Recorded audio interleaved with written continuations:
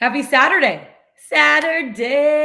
Welcome on into Let's Bet It. Lauren Jabbar here with Jared Smith. Jared, round one of the NCAA tournament, the big dance officially done. Some huge shockers. We're going to get into it. But before we do, just a random question to start our day that has nothing to do with sports. Oh, here we go. The debate that I'm trying to solve right now on my social media, on Instagram. Does pineapple belong on pizza? I think yes. Like I never judge people's pizza toppings.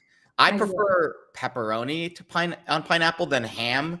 I'm not a ham guy. It's a little bit fatty of a meat. I like the crispy little baby pepperonis on my pizza. The little grease pools. Yeah, the little grease pools. That's what I call. That's hilarious because you're right. Yeah. Especially when you put it in the fridge later. Yeah. There's nothing better than cold pizza.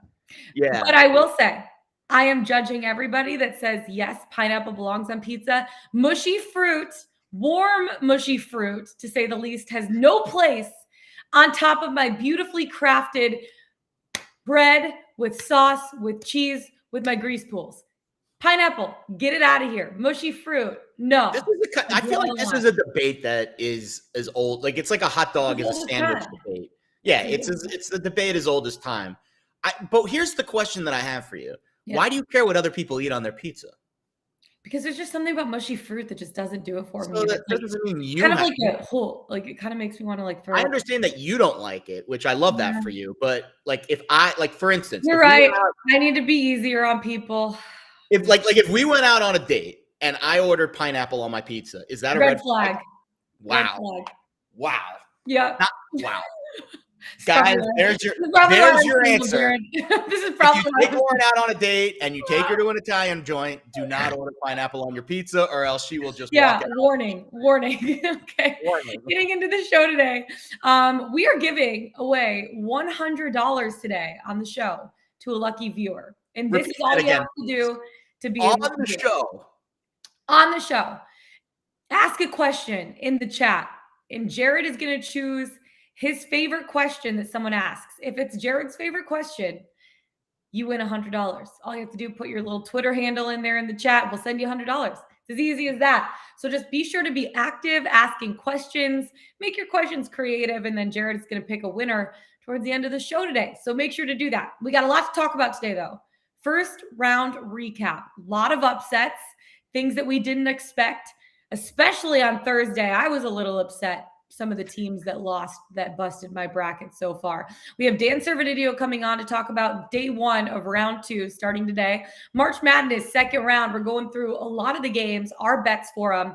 And then we can't end without our Pickswise 3-star play of the day and our best bets of the day. So Jared, my friend, my pineapple mushy fruit loving friend, let's get right into it. Let's bet it. First round recap. I want to start with Thursday. Okay. Iowa, done. Richmond showed them what was up. The Arachnids stepping up with their 8 little legs and showing what they're capable of. Connecticut, done. Kentucky, especially surprising, done.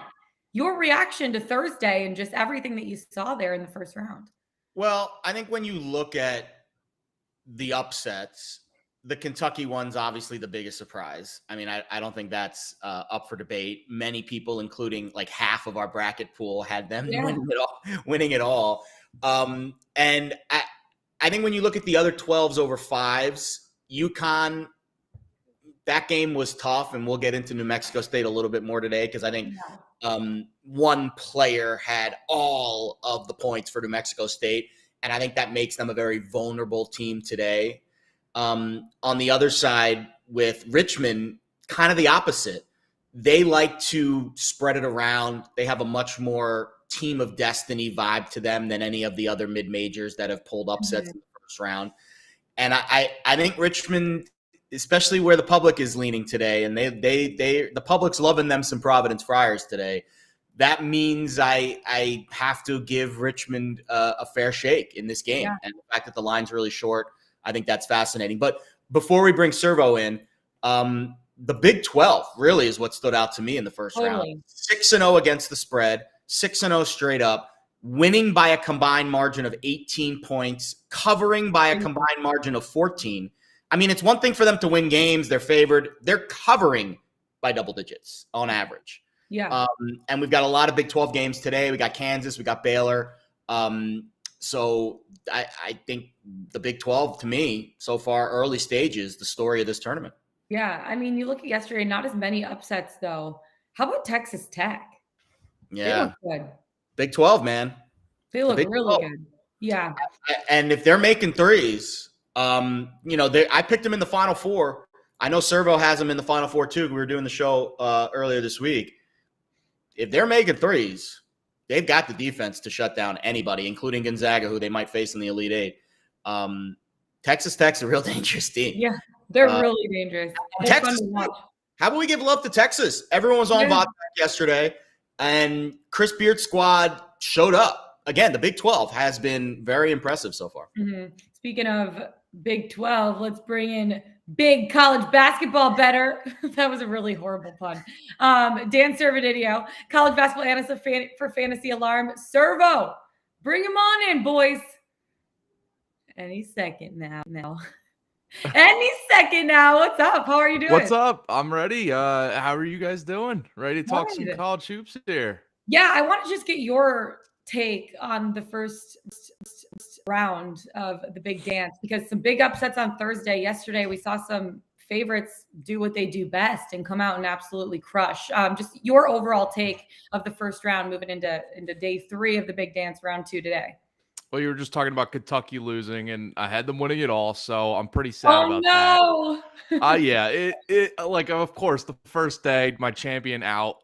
Did not see that coming at all. So it was rough. I mean, I guess I picked some of like the upsets I thought possible, but like games like Iowa, Richmond, I definitely could have seen Richmond winning that game. Iowa was just a vulnerable team up and down.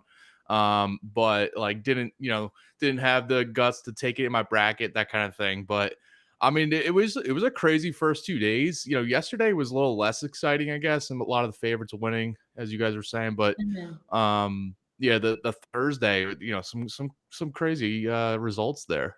Thursday is why we call it madness, and I hope for a little bit more madness today, or maybe not, because I want my bracket to still stay. Can I add something, by the way, after round 1?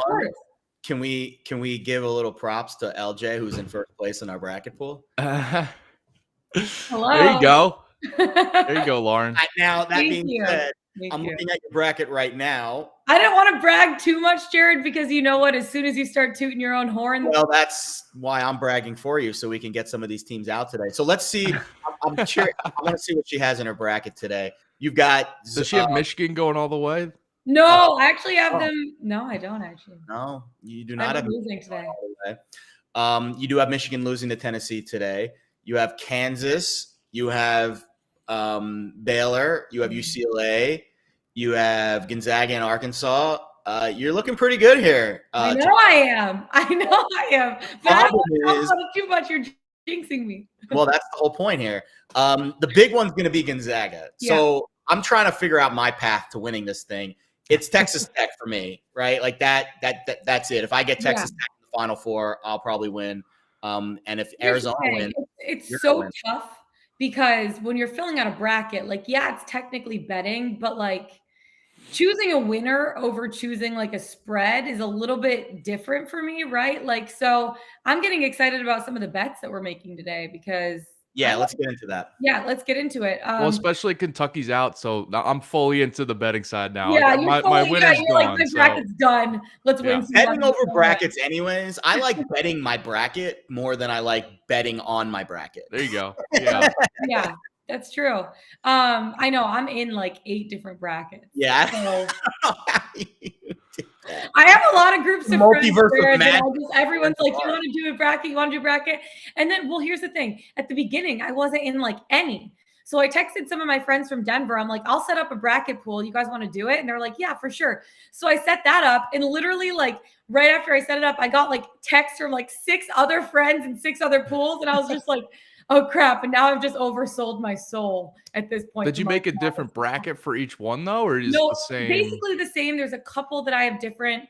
I do have Gonzaga and Arizona as my final 2 in every bracket. Half of them I chose Gonzaga winning, half of them I chose Arizona winning. You got to spread the wealth a little bit. Yeah, you know, for sure. Got to spread it around. If Arizona wins and Gonzaga's in the final 4, you're winning our bracket by a mile. That's and I'll be honest, I said it to Jack can confirm this before we got into it on, I think it was either on Tuesday or Wednesday.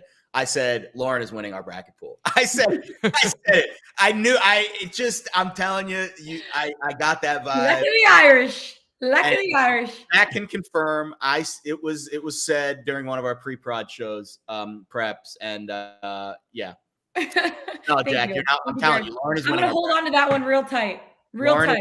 Going through these next couple weeks. All right, let's get into Baylor taking on USC today. The Tar Heels, they looked unstoppable in the first half on Thursday. They took early control against Marquette.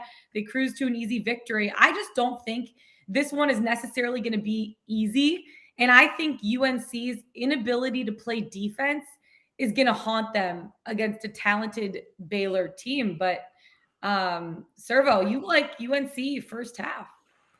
Yeah, I was tempted to go full game here, and I think it's worth sprinkling some on the money line if you want. I just see Baylor as a vulnerable team. They're playing without 2 of their key rotation guys, Jonathan Chachua in the front court, and LJ Cryer in the back court. And I just think, especially Chachua being out is a problem against UNC here with Armando Bacot being down low. I just think it's a tough matchup, and I'm banking on the first half, just North Carolina coming out, staying hot offensively, and Bacot doing his thing down low, just kind of setting the tone there. And maybe at halftime, Baylor adjusts and sends different guys at him, or I trust Scott Drew there to make the adjustments at halftime to ultimately probably get the win. But I think North Carolina is going to make them sweat, and especially in the first half, that's what I'm banking on here. North Carolina's just offense just running hot from that last game, and I'm just waiting for Baylor to get a true test. I think it's here. Jared, you're on the Baylor side, though. Yeah, so only a half unit play for me on Baylor. Mm-hmm. I'm putting them in my money line parlay today, too, which we'll reveal later in the show.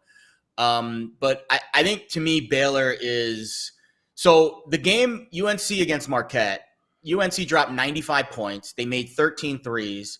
They out-rebounded Marquette 52-37. That's good, right? That's good. Like, that's not going to happen. Unreal. Baylor is a top 10 rebounding team. Yeah. They've got size in the middle. Yes, they are thinner than they should be right now because they're missing 2 key players. Definitely the players not playing in this game matters to me, and that's why it's not a full unit on Baylor. But I think Baylor's deep. I think they're talented. And again, the Big 12, 6-0 against the spread so far in these tournaments. Crazy. They have been the best conference top to bottom all season. They showed it the first 2 days of the tournament. And UNC is just a highly volatile team. They shoot a lot of threes. They're kind of helter-skelter with their pace. I think Baylor will slow them down a lot better than what Marquette was able to do. And I just don't trust that UNC will be on one again from 3, making 13, out rebounding, plus 15 on the glass again. I don't see that happening today. So I just think Baylor's going to control the tempo of this game a lot better than Marquette was able to control tempo against UNC the other day. And I can't bet public sides in the tournament. Yeah. I tried to go against like the public in a couple spots where I thought, all right, the public might be right here. And I was wrong in those spots.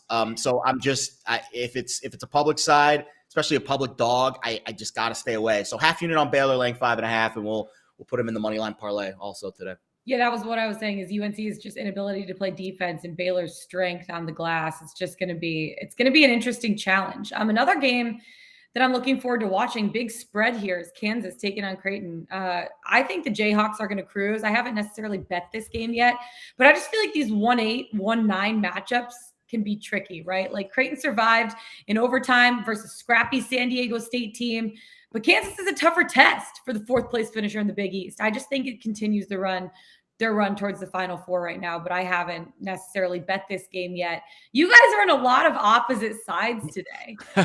One of us is going to win. I'll let you go first. I like watching you battle it out. I'm going to be Switzerland here. I have not bet this game. Servo, you're on the Kansas side of this one. Yeah, maybe we just split then. We're right half the time, each of us. This one I feel pretty strongly about, though. And last night I locked this in at 11.5 for Kansas.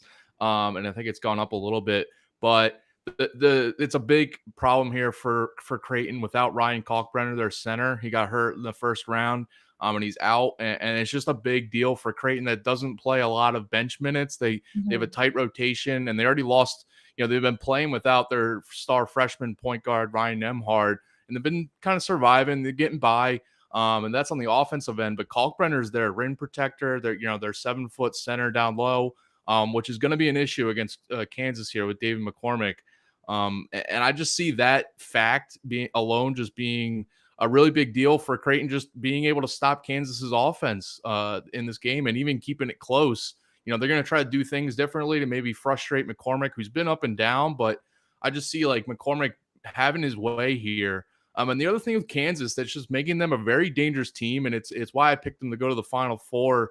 Not surprisingly as a 1 seed, but that Remy Martin, their point guard, is now healthy. He's been battling a knee injury all year, but these last few games, he's been getting more run. He's been actually a big part of the offense. And in the second half, even in their big wins lately, especially in that first round, they're not afraid to give Martin more run to get him, more comfortable running the offense, going into these later games against tougher opponents. So even though this is a big spread, I just think that Kansas is going to still be running their offense to just prepare for future matchups and, get Martin some more playing time here. But the Kalkbrenner injury for Creighton is like kind of the big deal breaker for me here.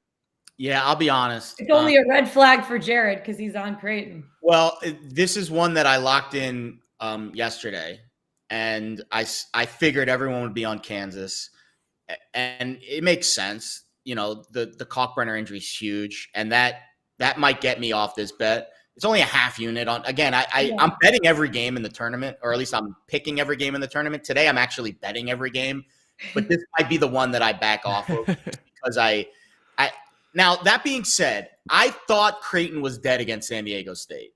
And I was very impressed with Kaluma, the freshman, who probably gets a lot of the minutes in the middle today. I don't know. I'll be honest. I don't know what Greg McDermott's going to do today. And I think that kind of favors Creighton a little bit because neither does Bill Self. Do they go 4 out? Do they put Kaluma in the middle and they bring McCormick out of the paint? Like maybe. I don't like. Do they put Kaluma at the 5? I don't know who's going to play the 5 today for Creighton. And again, I think that's obviously a bad thing. You want to have your best rim protector in, especially against a good Kansas offense. But there is a shroud of secrecy around what Creighton might do today. And I think Greg McDermott's a hell of a coach. So I would say just for public fading purposes and for mysterious purposes, and I would maybe take a little bit of a nibble on Creighton catching 12. But I don't love it, and maybe by the end of the show, if Servo continues to, convince me, I might cash this one out before game time today. But of all the picks on my card today, this is the one I like the least. But I am very fascinated to see what Greg McDermott does because it's going to be a very interesting lineup for him today without Kalkbrenner. Well, real quick on that I thought about exactly that Creighton should probably go small for this matchup because of that Kalkbrenner injury. But I've watched Kansas numerous times this year where David McCormick struggled and they just took him out of the game and they went small. They got Jalen Wilson who can play the small ball 5. Lightfoot too. Yeah, Lightfoot is back healthy now. So they have a team that can go smaller. And I think the fact that Remy Martin is back healthy and is actually a legit contributor to the team is a big deal for them. So Remy Martin had an awesome game. I know it was Texas Southern. He came off the bench. He played 21 minutes. He had 15 points, 4 assists, no turnovers, 2 steals. Hit a 3, got to the line a few times. This guy was a stud last year, and he's now actually healthy and I got him winning it all. I love this Kansas team, and that's the reason why. But man, catching 12 with Creighton in this. I'll probably cash this one out, but I tweeted out that I'm betting every game today. I can't lie to the people. Like you have to give the people what they want, what they need, but you can always change your bet. How about this? How about a McCormick rebounds prop today without Kalkbrenner? Yeah, I could like it. Right? I could see that. He's gonna now, but that being said, maybe they bring him out to go small. And that would make the risk. Yeah, that make it a risky one. Crap. All right, I'm just gonna stick with Creighton for a half unit because I've got him in the ATS contest that I'm doing with myself. Yeah. And just for the sake of argument, I'll stick with Creighton. Yeah. Rock Chalk Jayhawk. KU. Kansas is winning this game, though. They are winning this. Of course they are. They're not losing. Well, we said that about Kentucky, too, so who knows? Anything can happen. It's madness. Okay, let's get into this Tennessee-Michigan game. Tennessee is not the only 10 I see because I'm seeing 6.5 that Michigan's getting. It's one of my best bets of the day. How about that pun, guys? You into it? I'm going to wait until I talk about my best bet of the day to get into why I like Michigan. But for me as a Michigan alum, guys, this is a really tough spot because the Wolverines have alternated wins and losses all year. They had a great win as an 11 seed. I think the 3 seed Vols are going to send Michigan packing, but I like them getting 6.5 in this spot. That is my best bet of the day. I'll get into it later, but I'll let you guys fight this one out because, again, just like the last two, y'all are on opposite sides. Servo, I'll let you go first. All right, well, I'll try to make the case here. And that's not a good sign that you and Jared are both on Michigan here. But listen, I see. So Devontae Jones is the big question mark here, senior point guard for Michigan. Game time decision with his concussion. He missed the last game.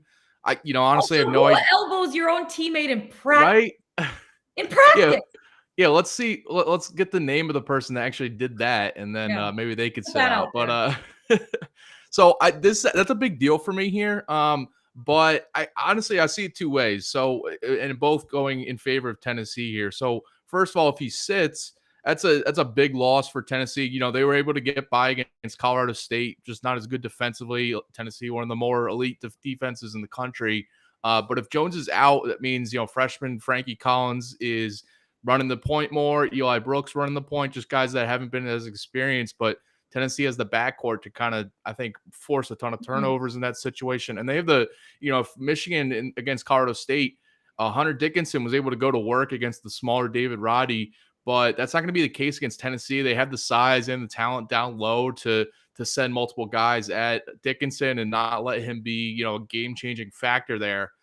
Even if Jones plays, I just think that Tennessee's offense is one of the more underrated ones where they're going to keep it, take advantage of Michigan's kind of subpar, below average defense. I just haven't been impressed with them all year. And the one interesting trend, you're talking about Michigan losing and winning back to back, going back and forth in this recent streak here. So so they've won and lost the last 10 games going back and forth. Crazy. And in those 5 losses, though, they haven't covered the spread in any of them. They're 5-5, and when they win, they cover the spread, but when they lose, they don't.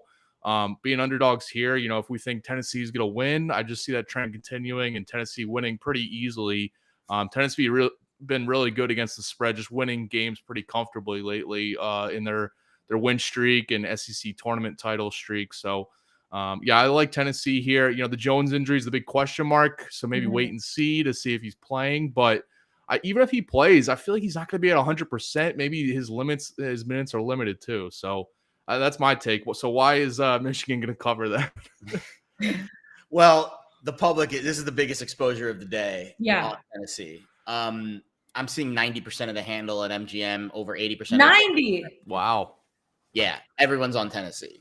And they are the only 10 they see. Yes, I mean, listen, everything you're saying, Dan, makes perfect sense. Like, I fell for it in the first game. I was like, there's no way Michigan without their starting point guard, is able to defend for 40 minutes against a really good Colorado State team. First 20, they didn't. Colorado State was on one half. Second half, 27 points. and they held them to under 40% from the floor in the whole game. Mm-hmm. So I don't know. There's something about this Michigan team today that gives me just these X Factor team of destiny vibes. And there's no, oh my goodness gracious, my dog just fell off his chair. He's okay though. But there's no, there's no reason why Michigan should win this game other than the fact that they've got a little bit of a juice going for them. Michigan ain't winning, but I think they're covering. They could very well win this game. Coming from a Michigan alum. I think Tennessee cruised through the first round. I mean, Longwood presented zero, resistance. They did not have a Hunter Dickinson in the middle, to stop Tennessee's advances and to also be a consistent scoring threat. And I think Eli Brooks, who, by the way, had 16, 6, and 6 against, I mean, he did everything. Points, rebounds, assists. And Frankie Collins only had one turnover, so I thought he did a really nice job, backing up Jones, who that matters. I definitely think Jones being out matters here in this game. But when I look at what Michigan can do and what the Big Ten's been able to do in the tournament so far, they've looked great. Indiana got their win and then bowed out. Michigan State won last night. Michigan got their win. Mm-hmm. Wisconsin had moments with Colgate, but eventually pulled away. So I think Michigan is a really tough team, and I think they're going to be a really tough out. And then, oh, by the way, fading Rick Barnes is always fun in the tournament. He's like, I love doing it. He's like 2-12 against the spread in the tournament. So I think all of those factors combined with the public on Tennessee and fading Rick Barnes and just Michigan being a lot tougher of a test than what Longwood presented for Tennessee, the Vols have been just cruising of late. Mm-hmm. Eventually, they're going to come back to earth shooting it, and I think today might be that day. And listen, the game's in Indianapolis. Michigan's very comfortable playing there. It's basically a home game for them. I feel like they're going to be in this game today. Yeah, coming from a Midwesterner from Ann Arbor, it's only about 2.5 hours. I think Michigan, listen, I put a half unit on the money line. I think Michigan's winning this game today. Call me crazy, whatever. Hey, I appreciate that. And I'm rooting obviously for my alma mater, but I'm also rooting for my bracket because I like winning money and I want to beat my friends. So I don't blame you. But I like to bet. Tough spot. To be clear, covering. To be clear, I could also see Michigan winning this game. So, so to me, this is the one game today that I think when we look back on the tournament, we're like, oh man, like maybe Michigan was a little better than we gave them credit for, because we were hammering them on Thursday. Like no chance, Colorado State. Was I? Everybody but you. But let's be honest, you don't have even when Michigan. You guys absolutely just like crapped on me. Like, but here's the perfect example though. You are a Michigan homer, and I love you to death, but you are. Thank you. Even you today are like they're not winning, they have no chance. They're going to cover the spread, and they're going to win us some money. That is when I want to be betting on Michigan. When even the homers are like, no, we're screwed today. Yeah. Okay. That's where the value is today, no doubt. That's where the value is, that's for sure. Providence taking on Richmond. Is Richmond the Cinderella of this dance? Like after sneaking into the tournament from the wrong side of the bubble, they won the A-10 tournament. They shocked Iowa in game 1 and also shocked my survivor pool, which I'm still pissed about. I hate the Arachnids. I hate them. Providence, they've been battle tested all year. They've won close games, right? Like I'm looking, okay, you guys, literally, did you just talk about being on opposite sides just so we can create great dialogue on the show today? Like what's going on? Oh man. Jared is riding the Arachnids all the way to the finals at this point. You like Richmond? No. Let's not go that far. This again, I hate spiders. The public is all over Providence today. So remember how much the public was loving South Dakota State the other day? That is how much they love Providence today. It's totally flipped. Providence played really well in that game. I thought South Dakota State played well too, but I think Providence had a little more, oomph down the stretch, which has been their MO all year. And I think when you look at this Richmond team, Jacob Gilliard, man, like they've got dudes in the backcourt that can play, and I think their front court with Burton and Golden are a little bit undervalued as well. I love this Providence team. I think they're so polarizing, but the public is hammering them, and the line is moving towards Richmond. So little reverse line movement today, I think, on the Spiders, going from 3 to 2.5. I got 3. It's 2.5 now. And again, I'm seeing 75% of the handle on Providence at MGM. So tough for me to back the Friars today. Yeah, Servo, I'm with you on this one with Providence money line, though. I faded them last round. They let me down. So now I'm all about the Providence Friars. I'm all about them at this point. I know. I think they passed that test of the South Dakota State fast-paced, high-scoring offense. And I think this matchup just plays right into Providence's strengths as kind of like a grinded out, lower scoring game where I feel like their taller backcourt, their guards are going to give Jacob Gilliard a problem. I agree with Jared. Like, Gilliard has been a big difference maker, and he was in that first game against Iowa. Iowa's defense just, I knew it was going to cost them at some point in this tournament. And kind of like, like a Purdue, just the defense has been not great all year. And it's why they lose to random teams and teams that are lesser than them.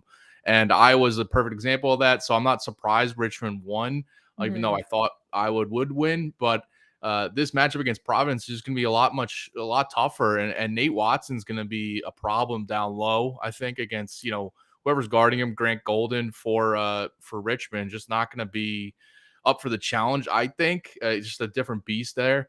And I think the combination of just the backcourt giving problems for Gilliard, a smaller guard, but a great player, but I just think it's gonna be an issue here. And then Watson doing his thing down low. So I guess I'm with the public for all these picks here. Representing the public here. And Lauren's with me. Yeah. I'm with you. By the way, Dennis bracket again, Jared? Who? Okay. Just saying. I think the Spiders are going to get caught in the Friars web here, baby. Spin me a web. I like the luckiest team in the NCAA to get it done right here, right now. Providence money line. I'm all about it. Always been a huge Providence fan. Always. Let's get to a couple questions in the chat. Good question here. Tennessee first half. Michigan starts slow. I don't think so. I think it might be the opposite because Tennessee's just going to think they're going to roll. And Michigan's actually the team that starts fast, and then Tennessee comes back late and wins. So I wouldn't make that bet. And then Glenn asked, what player are you expecting to have a big game today that we're not talking about? How about the kid from St. Mary's, Tommy Kuzi? And we can get to the St. Mary's game a little later. Yeah, we're getting to that game next. That's perfect. Yeah, so I would say the St. Mary's kids would be the kids I would look at today. The boys, the kids. Yeah, let's get into that game, by the way. UCLA taking on St. Mary's. And, make no mistake, guys. The Gales can win this game. They've beaten a Pac-12 team in Oregon, ACC second-place team, Notre Dame, and, of course, Gonzaga in late February, right? And then they crushed Indiana on Thursday. UCLA was last year's tournament darling. And I don't know, they made the Final Four. I just don't even think they get to the Sweet 16 this year. St. Mary's, I'm all about them. I think they take them out. Dan, you're on the over. You're on the total.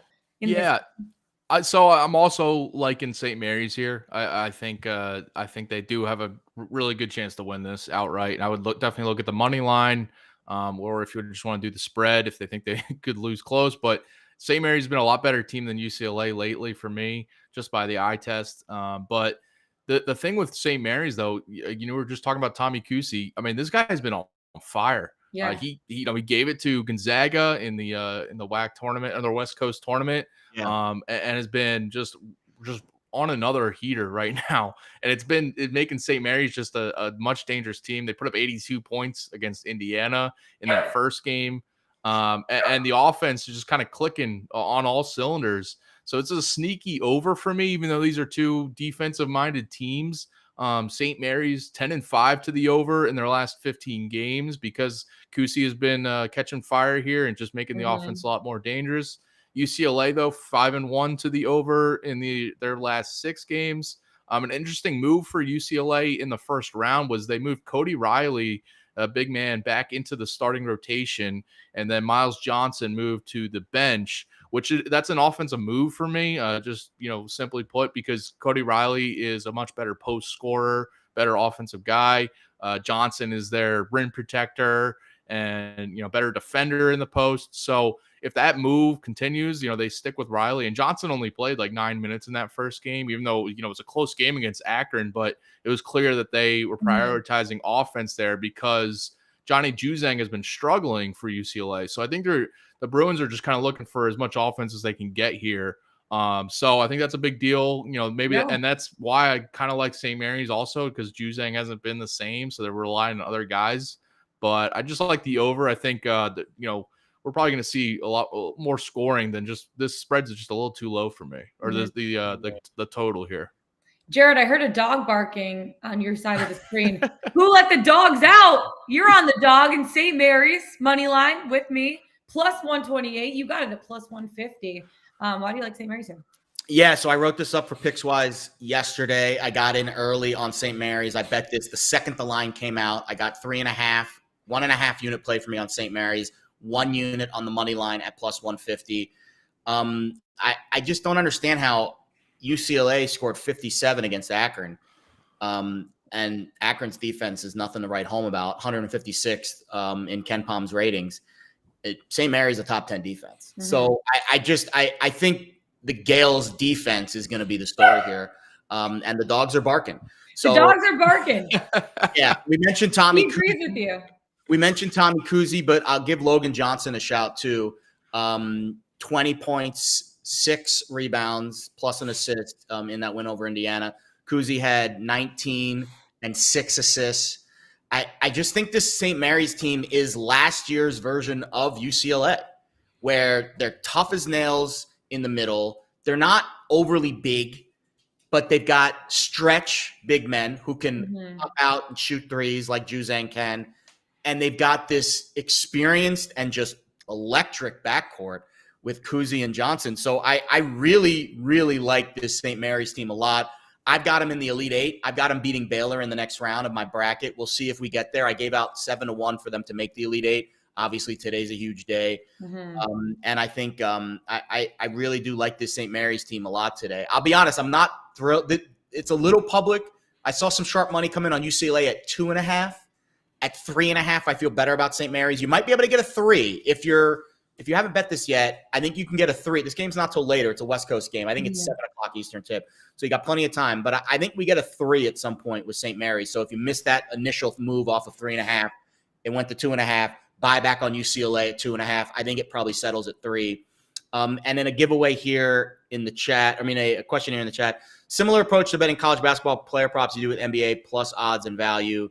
Easier to bet college or NBA props. Servo, to me, college props are tougher because you have one less foul to work with.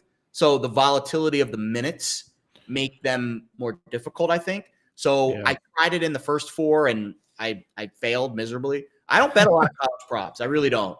I'll probably wait until the next round, maybe the Elite Eight Final 4 to bet props again. But what do you think about the college props versus NBA props? So we were just talking about Tommy Kuzi. He's actually been a guy that lately I've been taking some of his props because the points or like the points, rebounds, assists have been just a touch lower than, the book's not catching up to his hot streak. So, but college has been like kind of matchup based. So we were talking earlier about like Kansas and David McCormick. Yeah. Like that's a spot like he immediately has an advantage there. The risk of Creighton going small. So like, but like I just look at that. Matchup based like props more so than in college than NBA. I feel like NBA it's every team's built similarly. Maybe they're one team has one big guy that can stretch the floor more than another, but I feel like most teams are the NBA is just so similar to me compared to like college. A lot of teams just have completely different setups of their rosters. But yeah, the fouls though is an issue. I just thinking instantly about Indiana. And Trace Jackson Davis, he's a guy that like Mike Woodson would sit as soon as he got 2 fouls in the first half, he would sit him for the rest of the half. Yeah. So he's instantly just out of the game for at least, 10 minutes. And it just limits his upside. So, maybe you look at different coaches that have that tendency to sit guys on foul risk. Yeah, I totally agree. Okay. I want to get into this Murray State, St. Peter's game. Does St. Peter's own the entire state of Kentucky? No, that's just the Wildcats. I think the Racers are going to take care of business here in this spot. Jared, you agree with me? Laying 8.5 points, right? Can I just give a shout to Jersey City, please, for this? I mean, I've been a Jersey City resident now for almost 2 years. Yeah. I love living here. It's an amazing town. I live in a little subsection of it called Newport, which is right on the water. Jersey City was lit on Thursday night for the Peacocks, yo. The Peacocks. Amazing story. Upset of the tournament so far, no doubt. Absolutely. Shot quality, though, had it as a Kentucky win. And that tells me that St. Peter's made some shots that probably shouldn't have happened. And Kentucky missed a bunch of free throws and really shat the bed, to be perfectly honest with you. There's really no other way around it. Kentucky should have won that game, and they didn't. And that's the beauty of March Madness. That's the beauty of the tournament. You get these pockets of just volatility with some of these games where you get one team that goes on a 10-0 run or misses a bunch of free throws or some weird fluky thing happens, ball bounces off some dude's head, whatever, and it tilts the game, and it's a one and done. The finality of the tournament is what makes it so captivating. I do think it will be a tough day for St. Peter's to back that up because they're facing a Murray State team that I thought did not play their best game against San Francisco.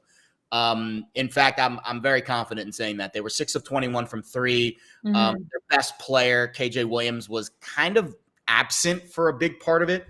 And they've got a bunch of other really good players. Kevin Brown, they just, I know they scored 92 points and they won in overtime, but man, oh man, like they were out of that game in certain spots and they were just kind of drifting through. I think they're much more focused today. And I think they're going to play a lot better. I mean, this is they're 31-2. I mean, they're a really good team. They got some really good wins on the resume. They're top of the offensive defensive efficiency team. I just think they didn't play their best game against San Francisco and they were lucky to skate by. I think they'll play a lot better today. And on the flip side, I think St. Peter's will come back to earth today. And I think the spread, listen, everyone's betting St. Peter's after their win the other night. I mean, they just beat Kentucky and now they can't own the entire state, Jared. They can't own the entire state of Kentucky. I agree, but I find it hard. Servo, sell me on why St. Peter's is live today because I don't see it today. Listen, first of all, shame on you for being living in Jersey City and not taking St. Peter's. I bet it in the last game. I had to drive to New York to bet them in the last game. Drove all the way to New York. So as I lived and I was born and raised in New Jersey as well, South Jersey though. This team ruined my entire bracket. We were talking about it earlier. I know. Taking out You're going to bet on them today, and they're going to ruin I am definitely taking the Peacocks here. Listen, the Peacocks.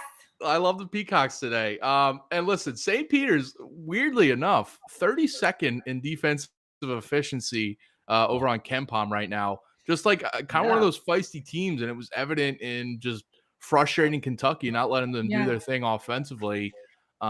St. Peter's now has covered 8 straight games. And they 19 of their last 23 just quietly been like a cover machine over there. 8-1 against the spread in their last 9 games as underdogs as well. So I'm kind of riding that here. Murray State though has been a team that's been just a touch overvalued. They've got this winning streak dating back a while now and just been running through the OVC and now into this tournament. But they haven't been covering spreads and winning as comfortably. I think. They're a team that's going to get picked off at some point. I'm not saying St. Peter's is going to pull off another upset here, but Murray State 4-7 against the spread since the beginning of February. And we were talking about that. Jared was just talking about that game against San Fran. They could have lost that game, honestly. And San Fran was out without the Masalski, their center, for the whole game. And I just think that this Murray State team has been a team that's just been squeaking by. I just expect them to lose at some point. Again, I'm not saying you can sprinkle on the money line for St. Peter's. Why not? We've seen Oral Roberts do it last year, just pull off 2 wins as a 15 seed. But I like the underdog money here for St. Peter's. Yeah. We're all on the same side in this next game because I'm actually kind of excited about it. So I think this one's going to hit, right? Arkansas, Woo Pig Suey. Taking on New Mexico State. I'll get into this one because I'm really on Arkansas right now. I love the Razorbacks. The Hogs just have too much, I think, for the Aggies, who had a great win over UConn that no one also expected in this spot. I just love the small favorite on Saturday night. The Razorbacks have experience. They have talent. They have balance. They brought back a core group that made a deep run in the tournament last season, and they're underrated in the betting market the last 2 months. They're 14-4-1 over their last 19. New Mexico looked exactly like a mid-major team, and I just don't think they're prepared to win multiple games. The Aggies celebrated like they won the title after they won. That's going to be their only win in the big dance. I just like the Razorbacks here in the spot, laying 6.5. Woo pig suey, baby. Go here, Servo. I got 2 picks on this game. Yeah, well, I mean, I agree here. So I think Arkansas wins comfortably. So Teddy Allen, Nebraska transfers, New Mexico State's best player. He scored 37 points against UConn and pretty much single-handedly pulled off that upset. You know, he was the only guy to shoot free throws. He went perfect from the free throw line. And New Mexico State shot 64% from three-point range to pull off this upset. But I just see all those numbers being a lot less here. Arkansas is going to do a lot better job defensively against Allen. I think they sell out just trying to stop him after seeing, UConn. It's just frustrating to watch that game because it was like, how is UConn not doubling up Teddy Allen right now? How are they not putting? How are they not putting bigger guys on him, making it tougher for him? But I mean, credit to Teddy Allen. He was draining. He was getting his shots up and was really doing a good job of carrying that team. But they just need more outside of him. And I think Arkansas is a team, better defense than UConn, a faster paced offense that's going to probably stretch out a lead or two in this game and make it tough for New Mexico State to just keep it close in the end. So, yeah, I like Arkansas to win pretty easily here and cover there. Teddy Allen had 37 of their 70 points in the game. It was ridiculous. Like, that's not if my math is correct, that's more than half. You are correct. Math is correct. I did go to Michigan, baby. I did go to Michigan. Go Wolverine. That to me is absurd. Dan Hurley, you should be ashamed of yourself. Like, honestly, like that is a disgusting performance for one player. And let's be honest. Teddy Allen's a great player. I take nothing away from how talented he is. He has been on. First of all, this is his third team in 3 years. He went to the tournament with West Virginia in 2018 on the Sweet 16 team as a freshman. Got some good minutes in that run too. Then he transferred. I think he was out for a year. Went to Nebraska. Obviously didn't have much success there. Now he's at New Mexico State. So he's had quite the journey. 3 programs in the last 4 years, and I just don't understand how Dan Hurley didn't know that and adjust and take something away. Well, I think Eric Musselman's a really good coach, and I think that's going to be the vibe of today's game.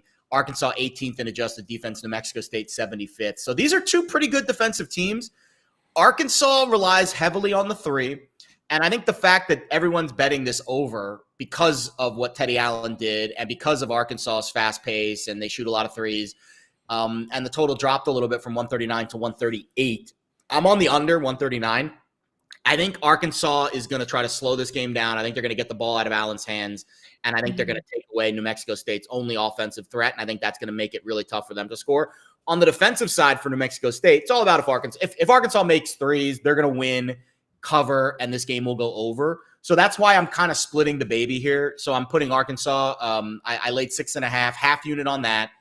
And then the under 139 full unit there. And then I'm going to put Arkansas also in my money line parlay because I think if Arkansas wins and covers, I think this game probably trends over. So I'm kind of, again, splitting the baby because I do think Arkansas could still win, cover, and the game stays under too because of both teams' defensive prowess. But I'm with you guys today. I think Arkansas is the right side. Woo pig suey, baby. You love to see it when we're all on the same side. That's when we know we all feel very passionate about something. Hasn't happened a lot today. It doesn't happen a lot. It doesn't ever really happen that much. But you know what? We're sticking with it and we're going with it. We're riding it out. Give me the Razorbacks, baby. Gonzaga taking on Memphis. I love this Memphis team. I really do. Like Penny's boys have the talents to pull this upset. I think this game's going to come down to the wire. They've been at their best down the stretch, win over Boise State Thursday. And Gonzaga hasn't necessarily been perfect, right, over the last few weeks. They lost to St. Mary's. They also struggled for more than 20 minutes against Georgia State. Like, I like the Tigers in the points in this spot. I think the Bulldogs obviously going to pull away, win it at the end. But I think this is going to be a closer game than people might think that it will be. And Jared, you agree with me too. I got Memphis getting 10 points. You got them at 11.5. Is Jared frozen? He might be. Okay. Dan, I'll go to you first. Unless he's just like giving us the death stare right now. It looks like it. Dan, I'll go to you first. You're on the under. He's like, I have Gonzaga winning by double digits. What are you talking about?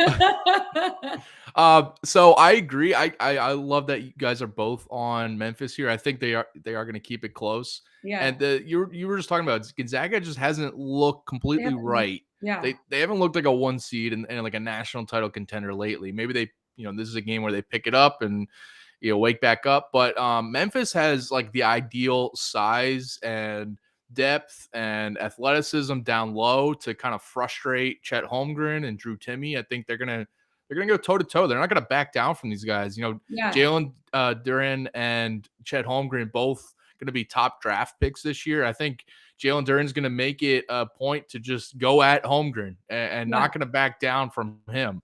And we've seen teams kind of be physical with him. Georgia State did it for a little bit, maybe 3/4 of that game before. He's back here. No, the computer, it just like all of a sudden Lauren was talking and it went, and then restarted. You hate to see it. Technology. Work from home problems, people. Work from home problems. Technology these days. Hey, we're back. Cheers. Yeah. You're back. So I just think Memphis is going to go at them and really frustrate the Gonzaga offense here, not let them get out and transition and run up the score like Gonzaga is used to. And like I mentioned, they just have not looked like the dominant team lately. So I do think that they could keep it close. I like the under overall here. Gonzaga 7-3 to the under in their last 10 games, actually, surprisingly. And Memphis also 7-4 to the under in their last 11. Like I said, Memphis size, athleticism, and all the positions, depth. I just think they're going to take it to Gonzaga here and just try to maybe muck it up and force a close one in the end. But overall, I just like the under. But I like the underdogs here too. Underdogs getting the points. Jared, you and I are on the same page. I just said what I was talking about is Gonzaga hasn't necessarily looked their best. In Memphis, I really like Penny's boys. Like, big fan. I think this game's going to come down to the wire. Gonzaga is going to end up coming out on top, but I think Memphis will keep it close. I agree with you on Memphis. So this was the other 1.5 unit play I wrote up for Pickswise.com. So please go read about it, but I'll tell you exactly why I like Memphis. And I just think I heard a little bit of Dan's cap. I do think it's more of a fade of Gonzaga than it is a play on Memphis. Mm-hmm. Listen, this is Gonzaga team. They trailed Georgia State in the second half. For a long time. And Georgia State had like two key guys, one big man, their best big man was out. Yeah. And they had another guy that was in foul trouble. And credit Georgia State. Rob Lanier did a great job keeping them in that game. But I think when you look at what Memphis is at their core, they have the physical tools to give Gonzaga problems. Now, mentally, Emily Bates, I'm a little worried about his status. He played a little bit the other day, which was nice. I'd love to see him at full strength. But I think the turnovers is going to be why Memphis doesn't win this game. But I really do like this Memphis team. I think 11.5 is gone now. You probably can find a 10.5 if you really looked. Yeah, I got it at 10 this morning. Yeah, I got 11.5 right when it came out. So the two write-ups I did, St. Mary's and Memphis, I bet them right away because I really like both of those spots. And the market has agreed with me. I think Memphis will get back to 10 at some point today, but I would not bet it under 10. Yeah. Since this is already an hour-long show, I'm going to have you guys quickly go through. I know, Jared, you have a money line parlay, so just give us a quick synopsis of your money line parlay with Murray, Baylor. Baylor, Arkansas, plus 140. 1 unit there. And I'm sticking with Creighton, a half unit. I know we kind of went back and forth about it, but I got to bet these games the way that I see it. I agree, Servo, your points are so keen on that game, and the Kalkbrenner injury is huge, but I'm sticking with Creighton. So I have 12 bets today total. A lot of bets.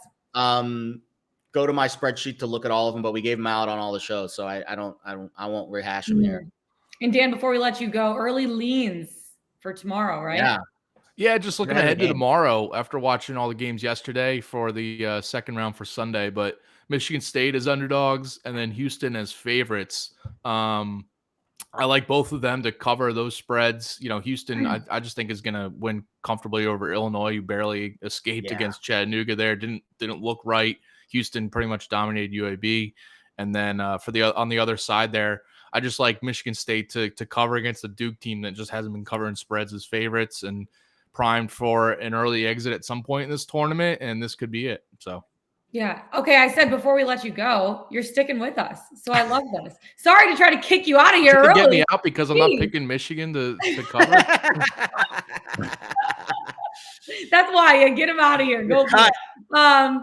Okay, Jared, before we get into the 3-star play of the days, which actually we're not talking about the 3-star play of the days because there's 6 3-star play of the days. So if you want to see what they are, go to the Pickswise.com website. We're not even going to tell them to you. We're going to make you go to the website to look 6 3-star play of the days. Before we get into our best bets, Jared, give away the $100. Drum roll to the best question in the chat. Who do we got? Yeah, well, we didn't answer one question. This is the second honorable mention. Double-digit seed, best chance to make the Final Four. Tyrone Peake Jr. You don't get anything for second place, but this was the second best question of the day. I think Richmond, as crazy as that sounds, right? Servo, double-digit seed right now, still left to make the Final Four. Richmond, Richmond's who else? Up there.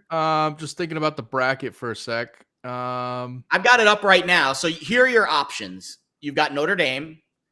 You've got Richmond. You've got Miami. You've got Iowa State and Michigan. Those are your options. I feel like Iowa State could be a sneaky team. Yeah. Well, I mean, they played so bad the last 2 weeks. I know. But I didn't think they looked that great yesterday. I think LSU just again, another bed shitting with LSU. There were some bed shitting. There was a lot of bed shitting that went on yesterday. Davidson was one. San Diego State was one. That was on Thursday. Yeah, I don't know about Iowa State. I don't know. I feel like Richmond's got more moxie than them, but Iowa State, listen, Big 12, right? They played a lot of tough teams this year. Just wasn't argue with that. Wisconsin only winning by 7 against Colgate, like basically at a home game in Milwaukee. Iowa State might win. Yeah, they're probably live tomorrow. Everyone's going to go. I can't bet on a team that's named after a toothpaste. It's hard for me. It's hard for me. But you can bet. I'm a Crest gal through and through. You're a Crest gal through and through. But you can bet on the Peacocks, but you can't bet on a team that's named after. Let's go Cox, baby. Let's go Cox. You know what? I have a different answer. It's Michigan. Yeah, I agree. I even though I think Tennessee's going to win today, it's Michigan. They're like this team was a 1 seed last year. Here's why it won't be Richmond, because they're gonna have to face Kansas in the next game, and that ends the run. I could definitely see Michigan beating Villanova. Absolutely, I could totally see that happening. Yeah, but I can't see Michigan beating the Vols. I think you're gonna be pleasantly Me neither, surprised. But we'll see. I mean, I'll be pleasantly surprised too. Like, I'm obviously betting them in the points. I want them to win. I don't necessarily have them moving on to my bracket, but at the same time, I have them winning. Which, speaking of, let's get into our best bets of the day, right? Okay. Wait, I have to give out the actual contest winner. When I got knocked off, I got ahead of myself. I'm so excited about Michigan. The question got eliminated, so I don't know who the username is anymore because my chat got knocked out. Oh, I got it. I have the username. Let me scroll back. All right. So what question was it? The question was about the player props and the differences between college player props. And Eric Bassner, thank you, Jack. Eric Bassner, Mazel Tov, congratulations. You win your $100 for a tremendous question about player props and the NBA college differences between the two. Put your chat or put your Twitter handle in the chat and the Pickswise. It's the Pickswise contest, Eric. Big EB. Winning big, $100. Okay, now can we get it? Now can I get into my best? Now we can get into plays of the day. Okay, let's take Michigan, 6.5 points. I'm going to use my joke again. Tennessee Not the only 10 I see. I see Michigan getting 6.5. I was really proud of myself for coming up with that one. Jared doesn't think it's that funny. He's like looking at me like, you idiot. Anyways, this is thank you, Jack. Jack used the joke like 3 times. I was gonna say it's just like the third or fourth time we've heard it. So. Honestly, you guys, I have been the same since I was a child. My dad, who's probably watching the show right now, knows this too. I say a joke and then I beat it like a dead horse because I'd like to volunteer that joke gets retired for the rest of the tournament. Okay, I'm just going on with my cap. Thank you very much. Again, I was saying this is tough for me as a Michigan alum because the Wolverines have alternated wins and losses all year. They had a good win as an 11 seed. The 3 seed Vols are going to send Michigan packing. But the tournament is about matchups. Tennessee's athleticism is not necessarily a good matchup for the Wolverines, but I do like Michigan getting 6.5 points in this spot. They have to play lights out to win. They just have to play good to cover, okay? Tennessee just needs to play at their normal level to win the game. The Vols are ball hogs. They rebound the ball well. They're efficient on both ends. Offensively, they're ranked 34th in the country. I think Hunter Dickinson is the guy down low that's really going to be the difference maker, obviously, for Michigan in this spot. We saw what he was able to do against Colorado State 2 days ago. I think that he's going to be the one. Rebounding is going to be really big in this game. Michigan struggled early against Colorado State, adjusting to that style. If they struggle early in this game, they have no hope. I think Jones is going to play. I really do, which is going to be a positive. They said at the beginning he's only going to miss 1 game. I think that that's going to be another difference factor in this one. If he's unable to go, this is going to be a big game for the Vols.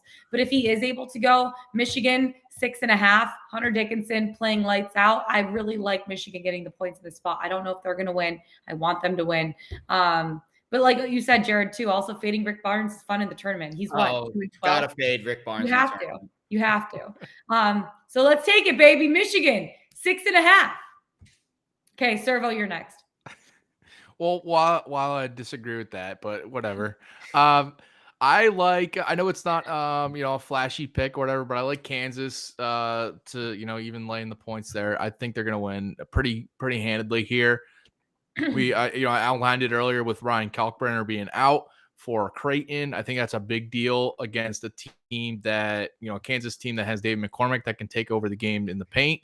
But also, we were talking about earlier, Jared, like if Creighton goes small, Kansas can do the same. So I like Kansas to win easily here. Remy Martin, a big difference maker for this team and a big reason why I think they can easily go to the Final Four. Because if he's just a completely new factor for Kansas offense being much more dangerous. So even though it's a big spread as favorites, I just think that they're going to play pretty easily into the second half to win comfortably here. Creighton it's going to be tough to replace Kalkbrenner if they already had to replace their point guard Nemhard. And then now they got freshmen and inexperience at multiple positions now. So yeah, going with Kansas here to I got 11.5. I think it's gone up a touch, but I like them to win by double digits easy. It's kind of waffling. It's kind of waffling. It got to 12. I grabbed the half unit at 12. Then it went back down to 11.5. I'm assuming it probably closes right around there. And I got the DraftKings. So I was looking at MGM splits this morning. I got the DraftKings splits, and man, Tennessee is just getting hammered today. So the biggest on DraftKings, so the 2 books that are the biggest square books are like the DraftKings and FanDuel's. Those are the ones that like if I see like 80%, then I'm like really like, oh no. Tennessee and Kansas are the two big ones today. 80% tickets on both of those. Wow. So again, and Providence, 76%. Those are the 3 biggies today. All right. I was going back and forth with play of the day. I have 2 best bets on Pickswise's website that I wrote up. I'm sure whichever one I pick for play of the day, the other one will hit, and I'll go 1-1. That's usually how it goes, right? I had St. Mary's originally. I changed it to Memphis like 2 minutes ago, and then I said, screw it. No, St. Mary's is the right side here. So we're going St. Mary's for play of the day. 1.5 units on the Gales. We gave you the reason why. Akron held UCLA to 57 points. I don't see UCLA cracking 60 against a much better St. Mary's defense. And I just love this St. Mary's backcourt. They are poised. Seniors, Kuzi, Johnson. They've got a couple of front court players that I think can hang with the swingmen of UCLA. And I just think catching 3.5 is a favorable spot for the better defense. And I'll take St. Mary's. I also put it on the money line. I have a unit on the money line at plus 150, 1.5 units on St. Mary's plus 3.5. But Memphis is also a very good play today at 11.5 or 10.5. Also 1.5 units there. So I like both of those plays equally, but for the purposes of the show, we will give out St. Mary's plus 3.5 for play of the day. St. Mary's are my darling. They're my darling. Oh, my darling. This might be a new record for the show. 67 minutes, guys. We had a lot of people watching. We killed it today. Hopefully our brackets also kill it today in a good way. Good kill. Yeah, that's it for us today, guys. Find us on the Pickswise YouTube channel. Go to pickswise.com. Follow us on Twitter. Dan Servodidio, Jared Smith. I'm Lauren Jabara. Best of luck today. And tonight, guys, we'll see you tomorrow. Bright and early. More action for round 2 tomorrow. Yeah, good luck. Let's get it.